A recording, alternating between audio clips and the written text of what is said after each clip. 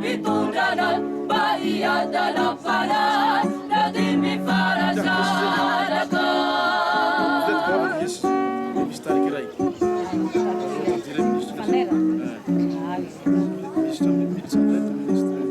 Sana riotai, titani dasana, diminua buku, tidak pitundanan, bahia dalam panas, nanti mifarasadakan.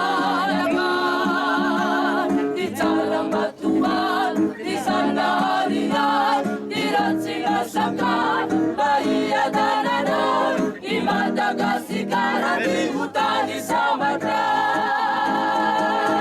Sana riotai, ditani kazanan, diminua buku, hidup pitundanan, bahia dalam panas, nanti mifarasadakan.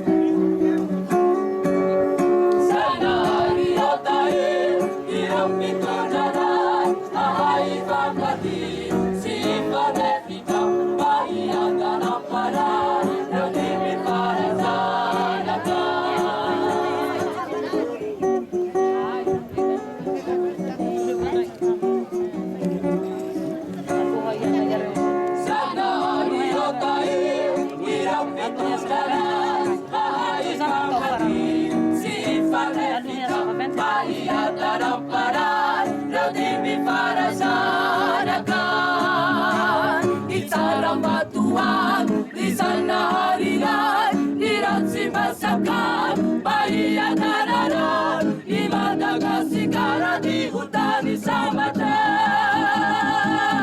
Sana riotai, hidup pitundanan, hai pamgati, si panen kita bahia dalam